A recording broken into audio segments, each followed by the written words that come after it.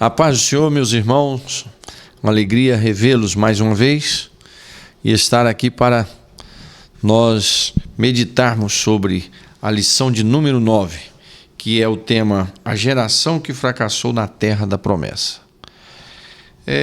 Meus amados, o texto de referência traz um versículo em Juízes, talvez seja um dos textos mais tristes da Bíblia, que é Juízes 2, versículo 10, que diz assim: E foi também congregada toda aquela geração e seus pais. Quer dizer, morreu toda uma geração. Esse foi também congregado, morreu, que é congregar ao seio de Abraão.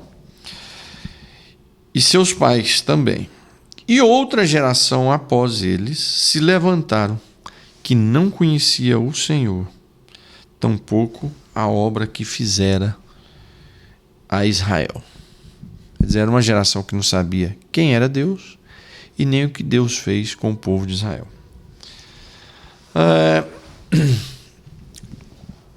Spurgeon, ele tem uma frase marcante em um de seus livros sobre o que nós podemos herdar para uma geração seguinte. Ele diz o seguinte, que a maior herança que um pai pode deixar para um filho é o seu nome. É mais importante do que riqueza, fama, porque essas riquezas, essa fama pode ter sido conquistada de formas erradas. Mas quando um pai deixa como herança para os seus filhos o seu exemplo, o seu bom exemplo, o seu nome bem guardado, isso vai ser a maior riqueza para o seu filho. Por quê? Porque aonde esse filho chegar, ele vai ser bem recebido, porque esse filho vai ser reconhecido como: esse era filho do seu João. É isso. Aqui você tem portas abertas. Mas o contrário é verdadeiro. Se um pai não deixar de herança para os seus filhos o seu bom nome, uma boa história, um bom exemplo, quando o seu filho chegar, as pessoas vão se afastar e dizer: cuidado, esse aí é filho do seu fulano. Então, uma geração em Israel não seguiu o exemplo do que Moisés fez e nem do que Josué fez, transmitindo a lei do Senhor para a sua geração.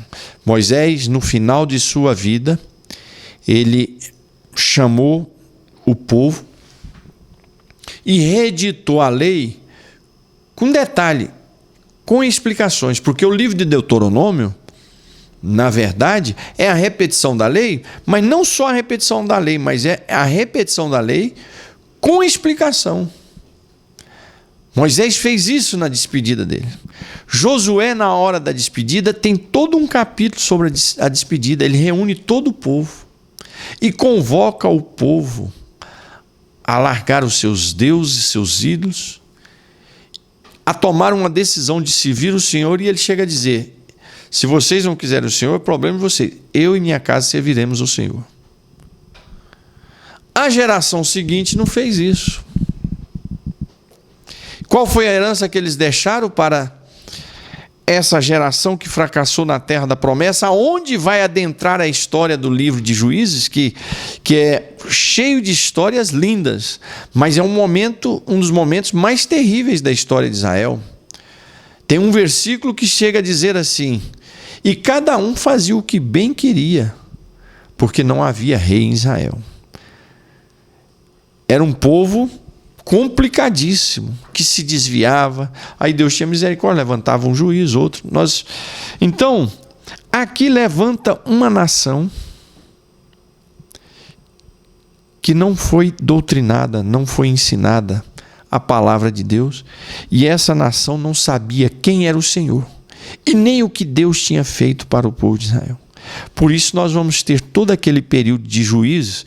Uns estudiosos dizem 200 anos, outro diz 400. A Bíblia diz 400. Eu fico com esse texto lá em Atos, em outros textos também, que diz que foram um período de 400 anos. Então, durante esse período todo, é um povo desarticulado, sem conhecimento de Deus e com derrotas uma atrás da outra. Por quê? Porque alguém não sentou com eles como fez Moisés e ensinou a palavra. Não sentou com eles como fez Josué na sua despedida e ensinou a palavra. Apesar que Josué e Moisés não ensinou no final da vida, eles ensinaram durante a gestão deles. E no final eles fizeram uma recapitulação. Então o que eu quero que você discuta com o seu aluno? A importância de nós estarmos formando a geração seguinte a ser fiel a Deus. Mas um passo a mais. Não só ensinarmos, mas por esse texto nos ensina algo a mais. Não só nós ensinarmos a geração que está vindo, mas ensinar essa geração a preparar a outra geração que estará vindo. Nós estamos vivendo dias difíceis, né?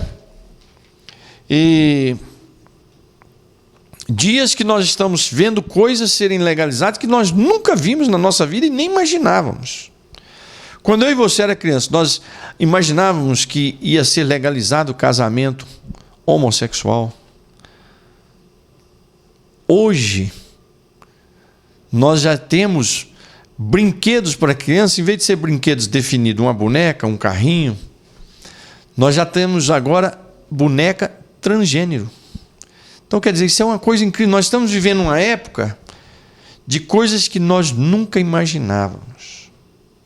Os nossos filhos estão convivendo com imposição de ensino nas escolas. Não é uma orientação de respeitar o homossexual, que deve ser respeitado, deve ser amado. Nós, como cristãos, devemos amá-los, cuidar. Mas estão tentando, na verdade, é fazer nossos filhos virarem homossexuais. Quer dizer, nós estamos diante de uma geração que tem tudo para fracassar. Então é um momento de mais do que nunca nós preocuparmos com aqueles que virão após nós. Mas mais do que isso, ensiná-los a preparar a outra geração que virão depois deles. Então a minha pergunta que você deve levantar com o aluno é: você já refletiu sobre o que eu e você estamos fazendo pela próxima geração? Não adianta nós levantarmos perguntas assim: o que a igreja está fazendo? Porque vamos ficar aí num vácuo. Porque aí nós vamos começar a procurar culpados. Temos que cada um de nós saber o que eu estou fazendo pelos meus filhos. O que eu estou fazendo pelos jovens da igreja para ajudá-los. O que eu estou fazendo, somando com a igreja, com o pastor, para prepararmos uma geração seguinte.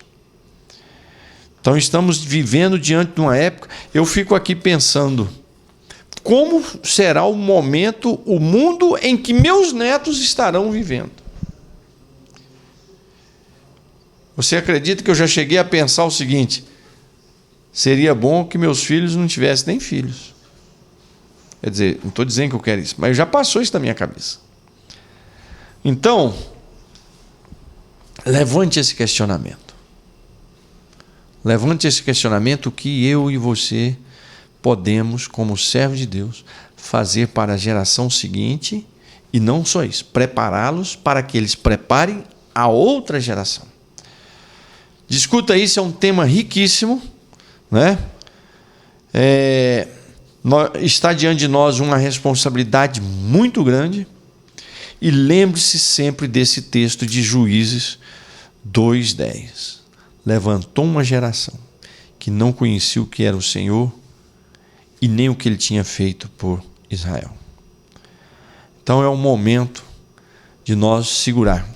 Sabe por que muitas igrejas, historicamente, cada denominação tem uma duração de igreja viva de 70 anos. Depois disso ela vive do que fez no passado.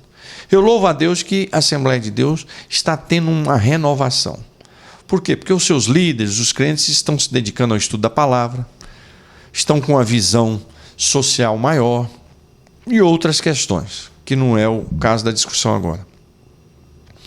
Então, nós já chegamos a 110 anos, Assembleia de Deus, estamos quase chegando a isso, e estamos dando conta de manter uma igreja que ainda tem batismo com o Espírito Santo, cura divina, salvação de almas, ensino da palavra. E nós temos que manter isso para muito mais anos até que Jesus volte. Então levante essa discussão. E em vez de nós levantarmos aqui o que a igreja está fazendo, não vou levantar essa questão, porque aí é complexo. Aí é fácil nós começarmos a tirar pedra para todo lado. É o que eu e você estamos fazendo. Você tem que conscientizar o seu aluno. Não é ele preocupar o que a igreja está fazendo. É o que ele está ajudando a igreja a fazer, o que ele está somando. Discuta isso com o seu aluno. Um abraço, Deus abençoe.